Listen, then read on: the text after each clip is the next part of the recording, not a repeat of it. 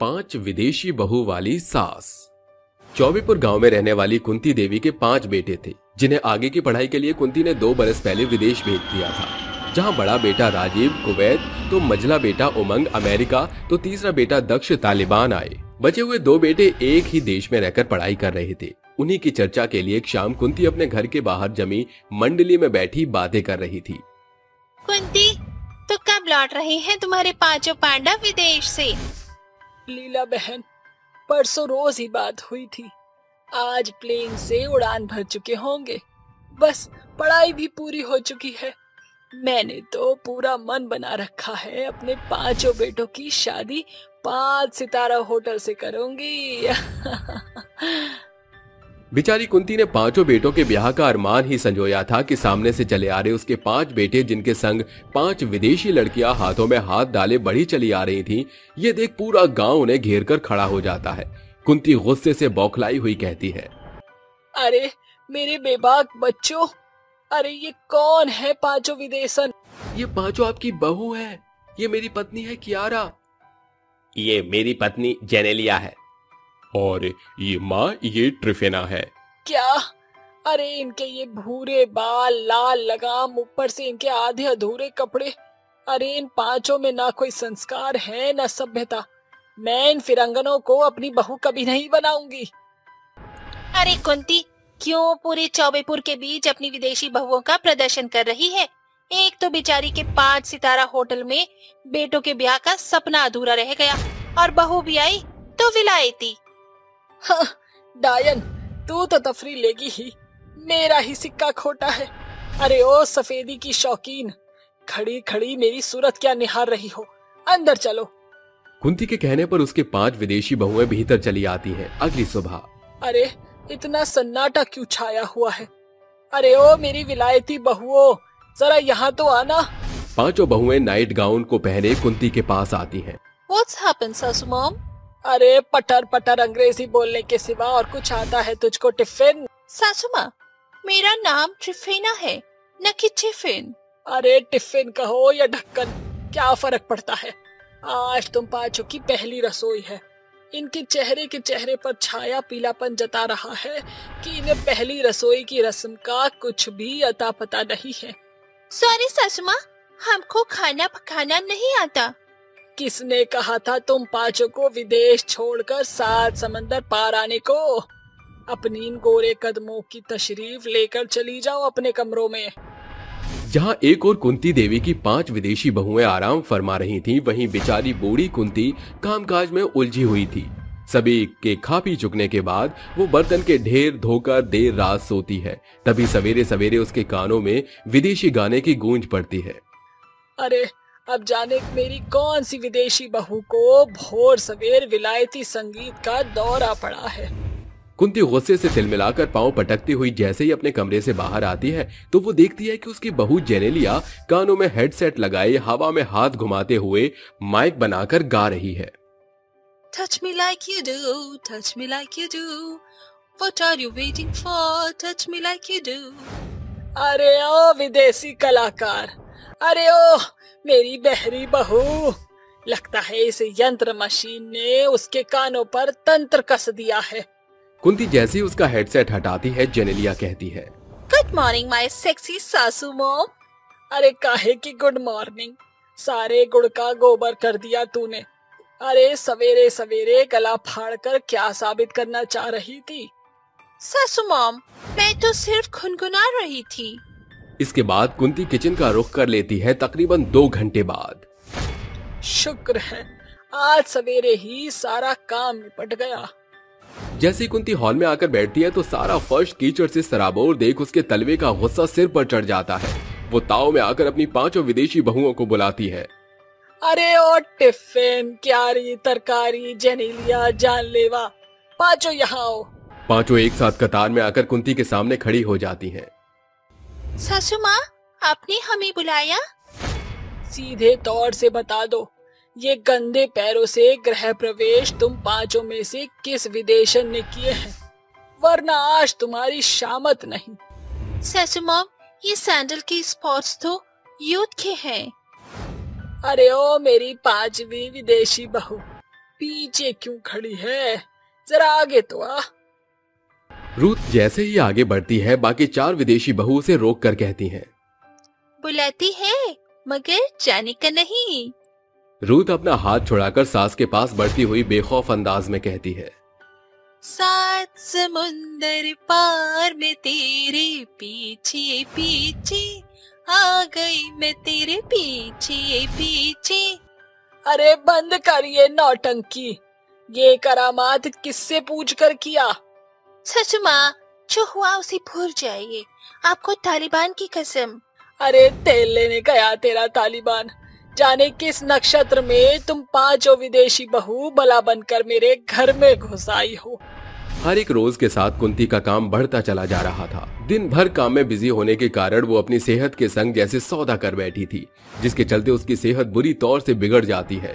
एक सवेरे उसका सिर चकरा जाता है, वो बेसुध होकर जमीन पर बेहोश हो जाती है। डॉक्टर उसकी जांच पड़ताल करके कहते हैं, देखिए, बढ़ती उम्र में ज्यादा देर भूखा रहकर काम करने के चलते इनकी सेहत बुरी तरह से सूख चुकी है, इनका खास ख्याल रखना होगा। डॉक्टर की बात सुनकर 5 बहुएं बेबाक मुंह बनाकर खड़ी हो जाती हैं। तभी लीला कहती है, अरे शर्म आनी चाहिए। तुम 5 बहुओं के रहते बेचारी कुंती अकेले कामकाज से जूझती रहती थी। शायद तुम्हें इस बात का आभास इसीलिए नहीं क्योंकि तुम विदेश की जो ठहरी, मगर भारत सभ्यता का देश है।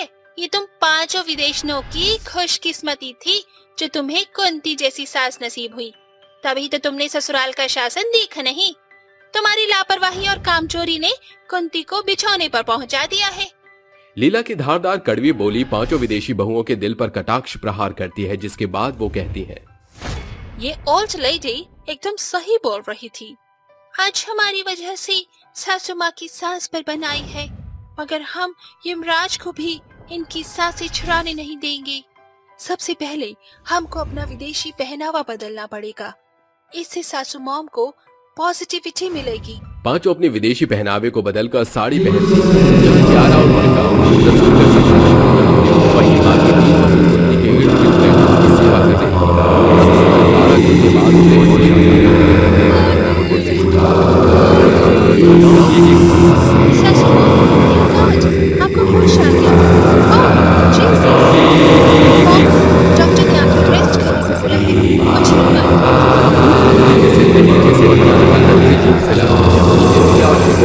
उसके पाँव दबाते समझता देख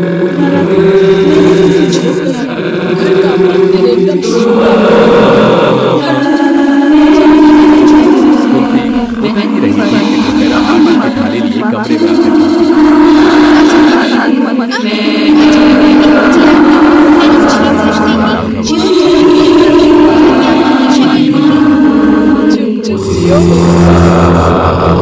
पांचों घंटों कुंती के आसपास बैठकर उसे नाच गाकर हंसाती हैं।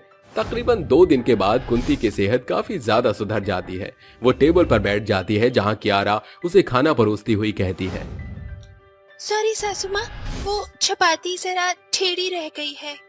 ये सुनकर अंत में कुंती हंसनुमा जवाब देकर कहती है, अरे कोई बात नहीं मेरी क्यारी तरकारी बहू। जब मेरी 5 विलायती बहू 7 समंदर पार करके यहाँ आकर इतना सब कुछ सीख कर सकती है, तो मैं ये टेढ़ी मेढ़ी रोटी भी खा सकती हूँ। इसी बहाने तालिबान का नक्शा तो नसीब हो गया। सासू माँ, वो कहावत नहीं सुनी आपने, जैसा देश वैसा भेष। दोस्तों, अक्सर छोटे छोटे बदलाव बिगड़े हुए रिश्तों को भी बचा लेते हैं। कुंती देवी की 5 विदेशी बहू की चाह ने उन्हें सास के दिल में जगह बनाने की राह दिखा दी। अंत में वो 5 हंसी खुशी अपनी सास के साथ रहने लगती हैं। जादुई रोटियां। सरजू का एक खाने का ढाबा था जिसकी कमाई पर ही घर की आर्थिक जरूरत आश्रित थी। सवेरे के 8 बज गए, नवाबजादे उठे कि नहीं। उस दंपत्ति का इकलौता बेटा था रौनक, जिसकी उम्र 24 बरस हो चुकी थी। इसके बावजूद भी वो कभी अपने पिता के काम में हाथ नहीं बटाता था। बुरी तरह से आलस में डूबने के चलते जब भी उसे कोई काम कहा जाता तो वो आनाकानी करके उसे टाल दिया करता था। आज सवेरे उसकी माँ मुग्धा उसके कमरे में दस्तक देते हुए कहती है, रौनक उठ जा बेटा, सूरज सर पर चढ़ा आया है। माँ, सोने दो ना। रौनक चादर ताने सो जाता है। ये देख मुग्धा उसे झकझोरते हुए उठा देती है। कितना सुहाना ख्वाब था। मैं 5 सितारा होटल का मालिक बन चुका था, आपने सब तोड़ दिया। ख्वाबों की दुनिया से बाहर निकल। पूरे 24 बरस का हो चुका है तू। तेरी उम्र के नौजवान घर बार की जिम्मेदारियों को बखूबी संभाल रहे हैं। एक तेरा स्वाभिमान तुझे दुत्कारता नहीं क्या? नौजवान बेटे के रहते तेरे पिता पूरा दिन अकेले ढाबा संभालते हैं। माँ, जब तक आप मुझे हर सवेरे ये ताने नहीं मारती, आपके पेट का पानी नहीं पचता क्या? कभी कभी तो मुझे यकीन ही नहीं होता कि आपने मुझे अपनी ही कोख से जन्म दिया है। रौनक की भड़ास देखकर मुग्धा के सब्र का बांध टूट पड़ता है और वो गुस्से से झुंझलाकर उसे एक तमाचा जड़ते हुए कहती है, वाह मेरे लाल वाह, क्या खूब मोल चुकाया है तूने अपनी माँ की ममता का। मैंने कभी सोचा नहीं था कि तू अपनी माँ के दूध का कर्ज कुछ इस तरह चुकाएगा। मेरा इस घर में आपको रहना इतना ही खटकता है ना, तो जा रहा हूँ मैं यहाँ से। रौनक पैर पटकते हुए घर बार छोड़कर निकल पड़ता है। वो मीलों पैदल चलकर एक नदी किनारे आ बैठता है, जहाँ चारों ओर घना सन्नाटा छाया हुआ था। रोहन अपने अक्ष को पानी में देखते हुए कहता है, क्या मैं सचमुच इतना बुरा हूँ? मुझे माँ से वैसे लहजे में बात नहीं करनी चाहिए थी। वो अपने अक्ष से बातें करते हुए पछतावा जाहिर करता है। देर शाम सरजू घर लौट कर आता है। ये लो भगवान, ढाबे का खाना बच गया था तो घर ले आया। रौनक घर छोड़कर न जाने कहाँ चला गया है। रोते बिलखते हुए मुग्धा सरजू को सवेरे का वृतांत बताती है। मुग्धा, रौनक नौजवान है, गरम खून है उसका, गुस्से में कहीं बैठा होगा, आ जाएगा।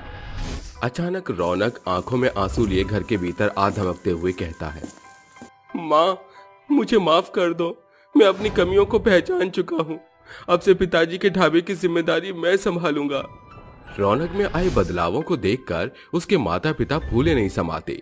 अगले सवेरे रौनक ढाबे पर पहुंचकर चाव से भट्टी में रोटियां सेकता है। तभी एक भिखारी हाथ फैलाकर खाना मांगते हुए कहता है, अरे इस भूखे भिखारी को कुछ दे दो खाने को, भूख के मारे अंतड़ियां सूखने को हो रही हैं बेटा। अभी तक तो ढाबे की बोनी भी नहीं हुई, मगर एक भूखे को खाना खिलाना पुण्य की कमाई है। वो खाने से सजी थाली भिखारी के आगे परोसता है। खा चुकने के पश्चात भिखारी कहता है, तुम्हारी बनाई ये रोटियां बेहद लाजवाब थीं। ईश्वर तुम्हारे ढाबे को बहुत बढ़ाए बेटा। भिखारी के जाने के पश्चात एक बुढ़िया लाठी के सहारे चलकर ढाबे पर आती है। बेटा, इस बुढ़िया पर रहम खाओ, परिवार और हालातों की मारी हूँ मैं। बुढ़िया की बदतर हालत देख रौनक का मन पिघल जाता है और वो उसे भरपेट खाना खिलाता है। ये बची हुई रोटियां आप लेते हुए जाइए, एकदम ताजी हैं, रास्ते में आपके खाने के काम आएंगी। शुक्रिया बेटा। उस रोज पूरा दिन रौनक की दुकान पर भिखारियों की फौज आकर खाना खाकर चली जाती है। बनी हुई तमाम रोटियां खत्म होने के बाद वो परेशान होकर कहता है, अरे सारी रोटियां तो गरीबों को खिलाने में खत्म हो गई, अब तक एक पैसे की कमाई नहीं हुई, जाने पिताजी को क्या जवाब दूंगा। वो ये सोच ही रहा था कि तंदूर की धधकती भट्टी के बीच से शोभायमान वस्त्र धारण की एक देवी, जिनके चारों ओर आग की लपटें धधक रही थी, बाहर आती है। रौनक उसे देख भौचक्का रह जाता है। भयभीत ना हो पुत्र, मैं अग्नि देवी हूँ। ये आग उसी का प्रतीक है। तुम एक दयावान पुरुष हो, जिसने बिना कुछ सोच विचार के इस भट्टी के घनघोर तपिश में जूझकर रोटियां तैयार की, मगर बिना मेहनताने के परवाह किए उन गरीबों को खिला दिया। ये देख मेरा हृदय बेहद प्रफुल्लित है। मैं तुम्हें वरदान देती हूँ कि तुम्हारे ये भट्टी में एक रोटी डालने पर वो अनेकों संख्या में बदल जाएंगी। साथ ही वो जादुई रोटियां स्वाद से भरपूर होंगी और अब से तुम्हारी दुकान की रोटियां फिर कभी नहीं घटेंगी। ये कहकर अग्नि देवी अदृश्य हो जाती है, जिसके बाद रौनक कहता है, कुल मिलाकर थोड़ा सा आटा है, इससे एक रोटी बनाकर देखता हूं। रौनक आटे की एक लोई तैयार करके बेली रोटी को भट्टी में पकाता है। तभी वो एक रोटी कई सारी जादुई रोटियों से भर जाती है, जिन्हें रौनक खुश मन से बाहर निकाल कर कहता है, अरे ये जादुई रोटियां तो एकदम जिन्न के जादू की जैसी हैं, मेरी तो बल्ले बल्ले हो गई। उन जादुई रोटियों को खाने वाले लोग बखान करते हुए कहते हैं, भाई बरसों से इस ढाबे की रोटियां खाते हैं, मगर आज मानो जैसे रोटियों के स्वाद में जादू भर गया है। जादुई रोटियों का स्वाद खाने वाले सभी की जुबान पर बस जाता है। उस रोज रौनक की खूब कमाई होती है। वो घर आकर जादुई रोटियों का किस्सा अपने परिवार के साथ साझा करता है। मतलब कि अब 1 गुना आटे में 10 गुना ज्यादा रोटियां पक सकती हैं। अगली भोर दोनों मिलकर ढाबे पर रोटियां तैयार करते हैं। अरे रौनक, इतनी कंजूसी करेगा तो कैसे चलेगा? इतनी अल्प मात्रा में बनाई रोटियां तो अभी तड़के भोर खाने वाले आएंगे, उन्हीं में खत्म हो जाएंगी। दिन भर का क्या होगा बेटा? बाबूजी, ये एक साधारण लोई की रोटी भट्टी में डालते ही अनेकों जादुई रोटियों में बदल जाएगी। रौनक भट्टी में जैसे ही एक रोटी डालता है, उसी पल कई जादुई रोटियां भट्टी से बाहर आती हैं, जिससे खूब सारी रोटियों की थाक तैयार होती है। ये सब कुछ देवी की दया है। हमारी पकाई रोटियां जादुई रोटियों में बदल रही हैं। वो मिलकर बैठे लोगों को खाना परोसते हैं। गुजरते दिन के साथ चारों ओर उनकी रोटियों की वाहवाही की खबरें फैल चुकी थी। बाबूजी, मैं सोच रहा था कि हम अपनी रोटियों के दाम घटा दें। इससे खाने वाले लोगों की संख्या बढ़ेगी और हमारी जादुई रोटियों की खपत और ज्यादा होगी। वो दुकान के बाहर रोटियों का घटा दाम मोटे अक्षरों में लिखते हैं। उस रोज ढाबे पर खाने वालों की भरमार लग जाती है। अरे तुम कहां से आए हो भैया? ढाबे की रोटियों का दाम बड़ा ही कम है। खरी बात सुनी है तुमने भाई। यहाँ 10 रुपए में घी की लिपटी 6 रोटियां मिलती हैं, और इन जादुई रोटियों के स्वाद का तो पूछो ही मत, कसम से मुंह में घुल जाता है। ऐसा क्या है? आज तो मैं दबा कर खाऊंगा। ढाबे के चारों ओर सैकड़ों की संख्या के लोग खाना खाने लगते हैं। पिताजी, रोटियों के घटे हुए दाम के चलते आज हर जन और दिनों की तुलना में 4 गुना ज्यादा रोटियां खा रहा है। अरे बेटा, बतियाना बंद कर, देख परात की रोटियां खत्म होने को है। जैसे ही रोटियों की थाक खत्म होने को आती, देवी के वरदान के अनुसार परात जादुई रोटियों से लबालब भर जाती। अरे अब ये जादुई रोटियों का कौन सा नया करिश्मा है? देवी ने कहा था कि ये जादुई रोटियां कभी नहीं घटेंगी। शायद ये उसी का प्रताप है। जादुई रोटियों के कारण उनका ढाबा पूरी तरह से जम जाता है, जिसे हर दिन उन्हें ताबड़तोड़ कमाई होती है, जिसके द्वारा वो बड़े से आलीशान घर की नींव रखते हुए काफी धनी हो जाते हैं। और उस एक ढाबे से वो और भी कई खाने के ढाबे खोल लेते हैं। जहां दुनिया एक रोटी के लिए धूप, बरसात इत्यादि में भटकती है, आज हमने उन्हीं रोटियों से ये मुकाम हासिल किया है। आखिरकार हमारी रोटियां जादुई रोटियां जो हैं। इस तरह जादुई रोटियों की ये कहानी यहीं समाप्त होती है। बर्थडे मनाने वाली चुड़ैल। मीनू अपने घर में अपना बर्थडे सेलिब्रेट कर रही थी। मीनू के सारे दोस्त उसके घर पर आए हुए थे और मीनू अपने केक के ऊपर की मोमबत्ती फूंकती है कि तभी उसके घर की सारी लाइट्स चली जाती है। अरे ये लाइट कैसे चली गई? यार मीनू, एक तो तेरा घर भूतिया है, ऊपर से तेरे घर हमेशा लाइट की दिक्कत रहती है। हम जा रहे हैं। अरे तुम कहाँ जा रहे हो यार? रुको तो मैं जाकर लाइट देख कर आती हूँ, आखिर क्या प्रॉब्लम आ रही है। मीनू अपने घर के मेन स्विच के पास जाती है। जैसे ही वो स्विच को हाथ लगाती है कि तभी उसके सामने एक चुड़ैल आ जाती है। वो चुड़ैल बहुत ही भयानक थी।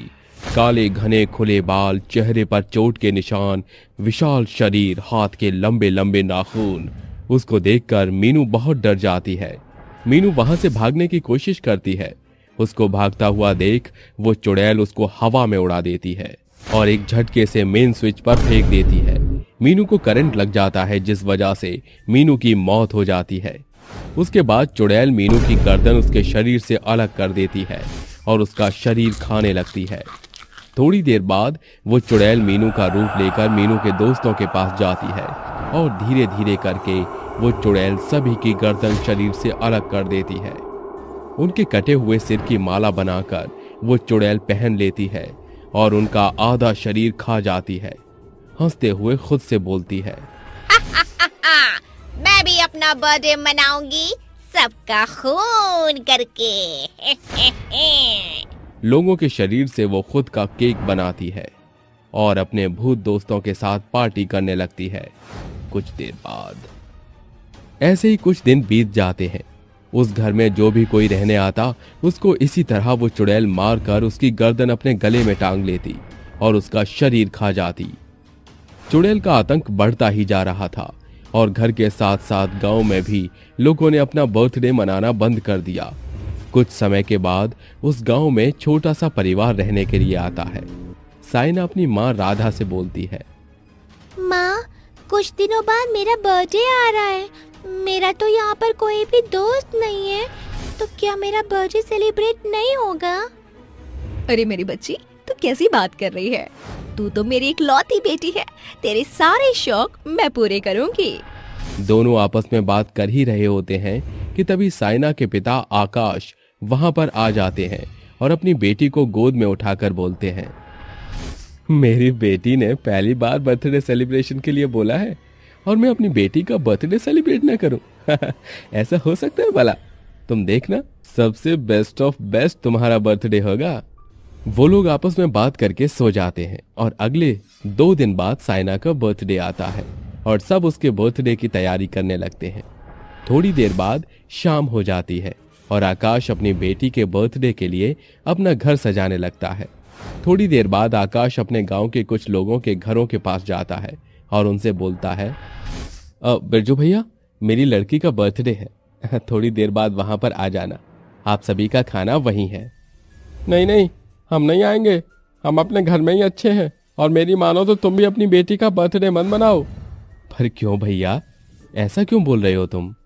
अरे भैया, तुम्हें नहीं पता, इस गांव में जो भी बर्थडे मनाता है उसको चुड़ैल खा जाती है। अरे ऐसा कुछ भी नहीं है। इतना कहकर आकाश गुस्से में चला जाता है और थोड़ी देर बाद आकाश अपनी बेटी साइना का बर्थडे मनाने लगता है कि तभी आकाश के घर की लाइट चली जाती है और किसी के तेज तेज हंसने की आवाज आने लगती है। नहीं छोड़ूंगी, मैं किसी को भी नहीं छोड़ूंगी। तुम लोगों ने मुझे इनवाइट नहीं किया, अब मैं तुम्हारे सर के साथ फुटबॉल खेलूंगी और उसके बाद जो तुम्हारा शरीर रहेगा उसे मैं केक बनाकर सभी भूतों में बांट दूंगी। पार्टी। कौन? राधा, डर क्यों रही हो? ये किसी का मजाक होगा, मैं अभी देख कर आता हूँ। आकाश जैसे ही लाइट के पास जा रहा होता है कि तभी उसके सामने भूत और चुड़ैल आ जाते हैं। उसमें से एक विशाल चुड़ैल जिसका खूंखार रूप था वो उसके सामने आकर बोलती है, तुझे हमसे डर नहीं लग रहा क्या? हम तुझे नहीं छोड़ेंगे। चुड़ैल को देख साइना डर जाती है। उसको डरता हुआ देख राधा उसकी आंखों पर हाथ रख देती है और उस चुड़ैल से पूछती है, कौन है तू? हमें और इस गांव वालों को क्यों परेशान कर रही है? नहीं बताऊंगी, तुझे जो करना है कर, लेकिन मैं तुझे अपना राज नहीं बताऊंगी। इतना कहकर चुड़ैल आकाश को हवा में उड़ा देती है और खूब तेज तेज हंसने लगती है। अभी तूने एक औरत को देखा था, लेकिन मैं अपनी बेटी और पति के लिए दुर्गा माँ का रूप लूंगी और अब तू एक दुर्गा माँ को देखेगी, मैं तेरा खात्मा कर दूंगी।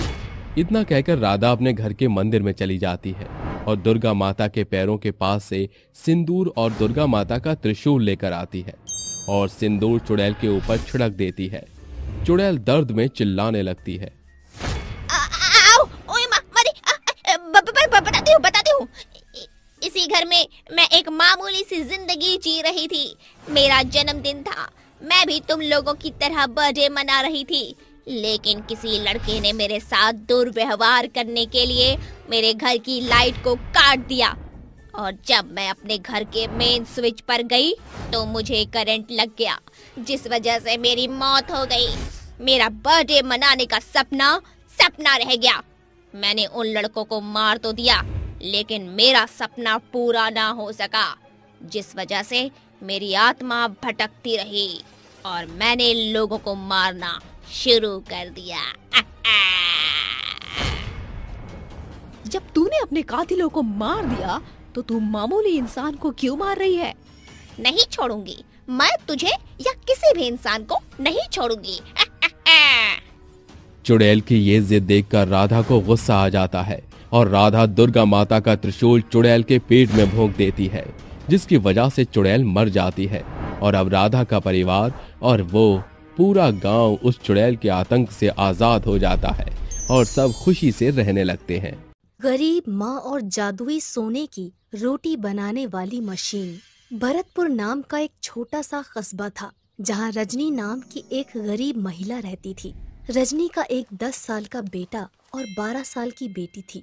रजनी की बेटी का नाम उर्मिला और बेटे का नाम टिंकू था। रजनी के पति के गुजर जाने के बाद घर में बहुत गरीबी आ चुकी थी। रजनी जैसे तैसे करके माली का काम किया करती थी और अपने दोनों बच्चों का पेट पालती थी। रजनी पास के शहर में जाकर रोज बागीचे की सफाई और सूखे पत्तों को साफ किया करती थी और बदले में उसे थोड़े बहुत पैसे मिल जाते थे। हर रोज की तरह आज भी रजनी पास वाले शहर में बागीचे की साफ सफाई करने के लिए जा रही थी। वह काफी लेट हो चुकी थी और मन ही मन बड़बड़ा रही थी।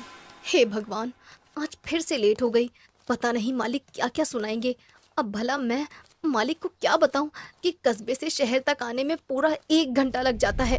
इतना कहते कहते रजनी जंगल के रास्ते शहर पहुंच जाती है और अपने मालिक के बागीचे में पहुंचकर साफ सफाई करने लगती है। तभी वहां पर उस बागीचे का मालिक आ जाता है। देखो रजनी, अगर काम करना है तो समय पर आया करो, वरना मेरे पास और भी बहुत नौकर हैं।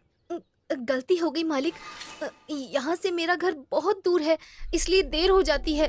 मुझे तुम्हारे घर से कोई लेना देना नहीं, तुम यहाँ पर समय पर आया करो। इतना कहकर वहाँ का मालिक चला जाता है। रजनी बागीचे के सूखे पत्ते साफ करने लगती है और पौधों में पानी डालने लगती है। बागीचे का सारा काम खत्म करने के पश्चात रजनी वापस अपने घर की तरफ लौटने लगती है। दोपहर हो चुकी थी और बहुत तेज धूप निकल आई थी। ओफो, कितनी तेज धूप है, प्यास के मारे गला सूखा जा रहा है। रजनी जंगल में से गुजर ही रही थी कि तभी अचानक उसकी नजर सामने बैठे एक हिरन पर पड़ती है जो पेड़ के नीचे बैठा हुआ था। रजनी उसके पास जाती है। अरे बाप रे, इसका तो पैर टूटा हुआ है। लगता है किसी जानवर ने इस पर हमला किया होगा। किस्मत से ये हिरन बच गया। लगता है ये बहुत भूखा है। मुझे कुछ करना होगा। जंगल से रजनी का घर बस थोड़ी ही दूर था। रजनी दौड़ते हुए अपने घर जाती है और उर्मिला टिंकू को आवाज लगाती है।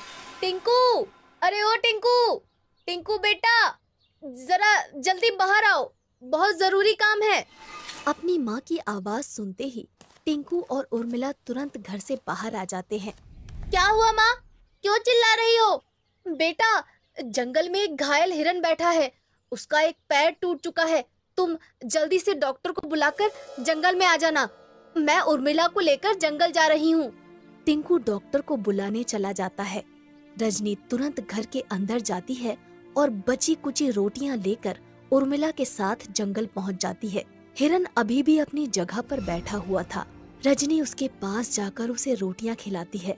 रोटियां खाकर उस हिरन में कुछ जान आती है। थोड़ी देर बाद टिंकू डॉक्टर को लेकर वहां पहुंच जाता है। डॉक्टर साहब, इसका एक पैर टूटा हुआ है, आप किसी भी तरह से ठीक कर दीजिए। हाँ बहन, मैं पूरी कोशिश करूँगा इसके पैर को दोबारा से जोड़ने की।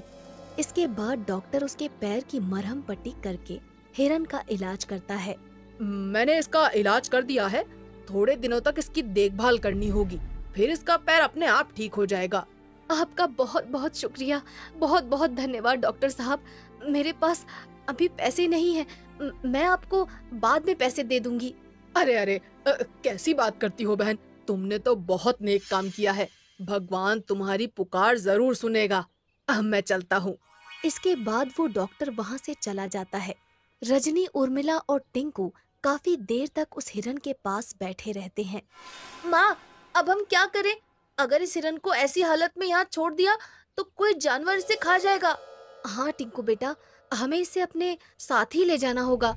इसके बाद रजनी, टिंकू और उर्मिला उस हिरन को उठाकर अपने घर ले आते हैं। और कई दिनों तक उसकी देखभाल करते हैं। रजनी रोज उसे बहुत सारी रोटियां और हरी घास खिलाती है ताकि वो हिरन जल्दी से जल्दी ठीक हो जाए। एक दिन उनके घर पर सारा राशन पानी खत्म हो जाता है। माँ, आज घर का सारा राशन पानी खत्म हो गया है। अब हम क्या खाएंगे और इस हिरन को कैसे खिला पाएंगे? बेटा, मैं शहर जाकर अपने मालिक से कुछ पैसे उधार मांग कर लाती हूँ। इससे हमारा खर्चा चलने लगेगा। रजनी शहर पहुँच जाती है और अपने मालिक के घर पहुँचकर उनसे पैसे मांगने लगती है। मालिक, घर में खाने का एक दाना भी नहीं है। अगर आप कुछ पैसे उधार दे देंगे तो बहुत बड़ी कृपा होगी। मैं अगले महीने तक आपको लौटा दूंगी। देखो रजनी, तुम मेरे यहाँ काम करती हो तो इसका ये मतलब नहीं कि मैं तुम्हें अपनी सारी धन संपत्ति दे दूंगा। मैं तुम्हें पैसे नहीं दे सकता। रजनी निराश होकर वापस अपने घर लौट आती है। क्या हुआ माँ, तुम कुछ खाने का सामान क्यों नहीं लाई हो? चुप कर टिंकू, देखता नहीं माँ परेशान लग रही है। क्या हुआ माँ, मालिक ने पैसे नहीं दिए क्या? नहीं बेटा, मालिक ने एक भी पैसा नहीं दिया। इसके बाद रजनी घर में रखी हुई घास हिरन को डाल देती है और वो तीनों लोग भूखे सो जाते हैं। अगली सुबह जब रजनी की नींद खुलती है तो वो हिरन उनके घर में नहीं था, बल्कि उस हिरन की जगह एक अजीब तरह की मशीन रखी हुई थी और सामने वाली दीवार पर कुछ लिखा हुआ था। रजनी उर्मिला से पढ़ने के लिए कहती है क्योंकि वो अनपढ़ थी।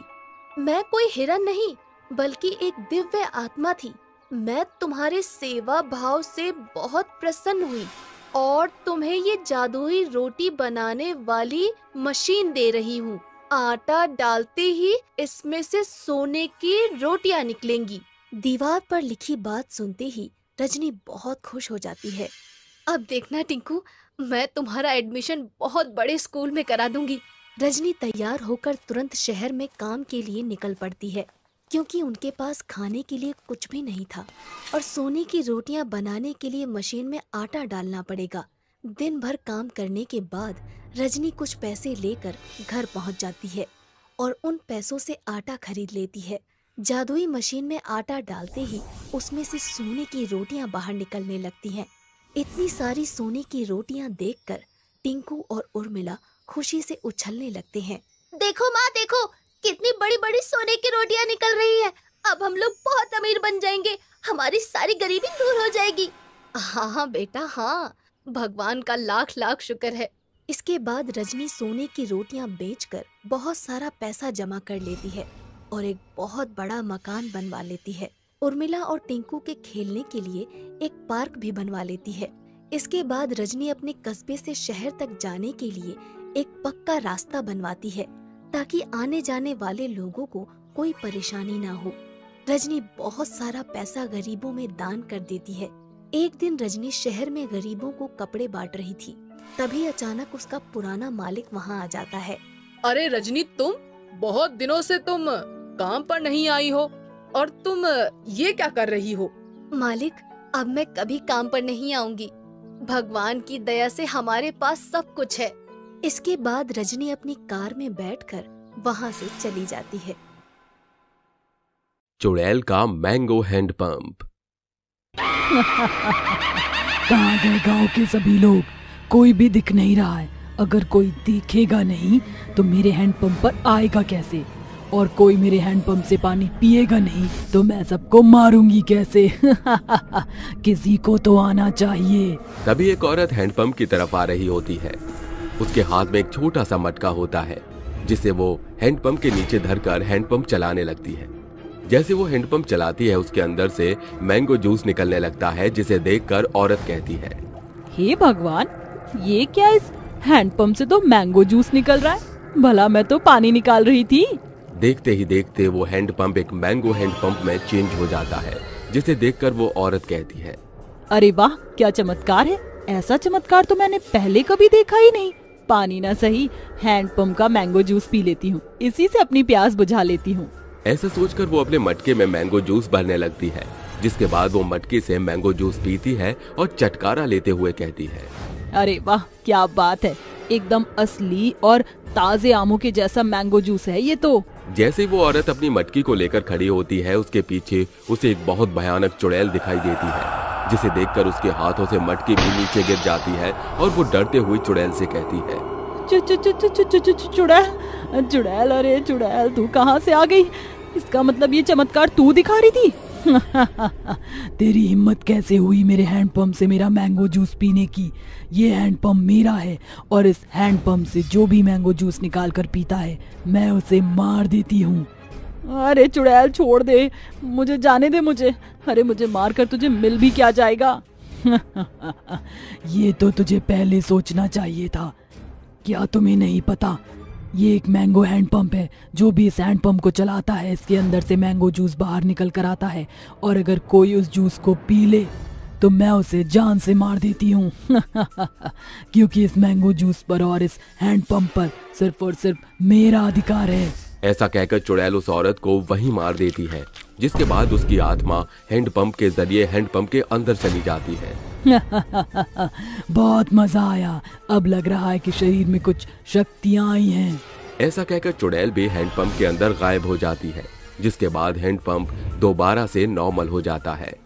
ये कुछ समय पहले की बात है। एक छोटे से गांव में एक सुरभि नाम की लड़की रहती थी। सुरभि बहुत ही चंचल और समझदार थी। सुरभि बहुत गरीब भी थी। वहीं दूसरी तरफ उसके साथ उसके 2 लाचार बूढ़े माँ बाप भी थे, जिन्हें वो अपनी मेहनत से कमाकर खिलाया करती थी। अरे माँ बाबूजी, आप दोनों ने अभी तक खाना नहीं खाया है? चलो जल्दी से खाना खा लो, उसके बाद आप लोगों को दवाई भी तो खानी है। मेरी बच्ची, तू बहुत ही अच्छी है और तुम्हारी ही बदौलत हम दोनों जिंदा हैं। अगर तुम ना होती तो पता नहीं हमारा क्या होता। हाँ बेटी, तुम बहुत अच्छी हो। भगवान तुम्हें जीवन में हमेशा खुश रखे। सुरभि ये सब सुनकर बहुत खुश होती है और वो अपने माता पिता को खाना खिलाकर उन्हें सुला देती है। रात को सुरभि सोते हुए अचानक से जाग जाती है और उसे प्यास लगने लगती है। अरे घर में तो एक बूंद भी पानी नहीं है, अब क्या करूं? अगर मेरे अलावा माँ या पिताजी को प्यास लगी तो क्या करूंगी? इससे अच्छा है कि मैं पहले ही पानी लाकर रख लूं। ऐसा सोचकर सुरभि हैंडपंप पर पहुंच जाती है, जहां वो हैंडपंप के चारों तरफ रसीले रसीले आम पड़े हुए देखती है। अरे इस हैंडपंप के पास इतने सारे रसीले आम रखे, भला इन आम को यहाँ कौन छोड़कर गया होगा? ऐसा सोचकर सुरभि उन पर ध्यान न देते हुए हैंडपंप से अपने मटके में पानी भरना शुरू कर देती है। तभी एक बूढ़ी औरत अपने सिर पर आम की टोकरी ला रही थी, और जैसे ही वो सुरभि को उस हैंडपंप से पानी भरते हुए देखती है, वो तुरंत सुरभि को दबोच लेती है और एक खंजर निकालकर उसका गला काट देती है। जिसके बाद वो अपनी काली शक्तियों से सुरभि की आत्मा को बाहर निकालती है। तभी सुरभि की आत्मा कहती है, अरे ये तुमने मेरे साथ क्या किया? सिर्फ एक हैंडपंप से पानी भरने के लिए तुमने मुझे मार दिया। बूढ़ी औरत सुरभि की आत्मा के ऊपर ध्यान नहीं देती और अपनी काली शक्तियों से हैंडपंप को मैंगो हैंडपंप बना देती है। कितना अच्छा लग रहा है ये मैंगो हैंडपंप। अब यहाँ पर एक मैंगो हैंडपंप बनेगा। अरे कौन हो तुम और ये सब क्या कर रही हो? क्यों मारा तुमने मुझे? बताती क्यों नहीं हो? बताती हूँ। कुछ समय पहले मैं इस गांव में रहा करती थी और आम बेचकर अपना गुजारा किया करती थी, लेकिन इस गांव वालों ने मेरे ऊपर झूठा इल्जाम लगाकर मुझे गांव से तड़ी पार कर दिया। जिसके बाद मैंने गांव वालों से बदला लेने के लिए काली शक्तियां सीखी। अब मैं इस मैंगो हैंडपंप के द्वारा इस गांव को बर्बाद कर दूंगी और साथ ही साथ तुम्हारा भी इस्तेमाल करूंगी। ऐसा कहकर बूढ़ी औरत अपनी काली शक्तियों का इस्तेमाल करती है और सुरभि की आत्मा को अपने अंदर जोड़ लेती है।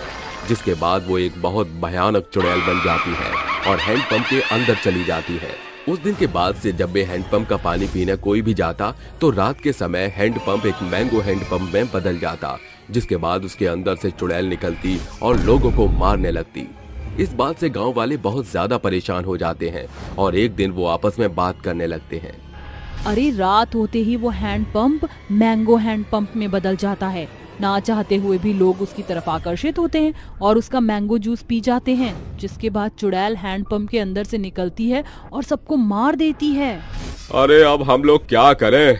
हमारे पास कोई उपाय भी तो नहीं है। मेरे पास एक उपाय है, क्यों ना हम अपने गांव में तांत्रिक बाबा को बुलाएं? अब वही चुड़ैल को हैंडपंप से भगा सकते हैं। क्रांति की बात सुनकर सभी लोग उसके साथ मिलकर एक तांत्रिक बाबा के पास जाते हैं, जिसके बाद वो सभी तांत्रिक बाबा को अपने गांव में हो रही परेशानी के बारे में बताते हैं, जिसे सुनकर तांत्रिक बाबा उनकी मदद करने के लिए उनके गांव आ जाते हैं। जैसे ही रात होती है, तांत्रिक बाबा हैंडपंप के पास पहुंचकर उसके ऊपर अपने मंत्रों द्वारा पड़ी हुई भभूति फेंक देते हैं, जिसके बाद उसके अंदर से एक भयानक चुड़ैल निकलकर बाहर आती है। अरे ओ तांत्रिक, क्या तुझे अपनी जान प्यारी नहीं है? चला जा यहाँ से, नहीं तो अच्छा नहीं होगा।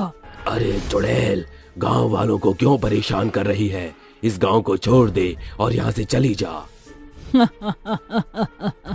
तुझे क्या लगता है कि तेरी बात में इतनी आसानी से मान लूंगी और इस गांव को ऐसे ही छोड़कर चली जाऊंगी? गलत लगता है तुझे। मैं यहाँ से कहीं नहीं जाऊंगी। इसका मतलब तू ऐसे नहीं मानेगी।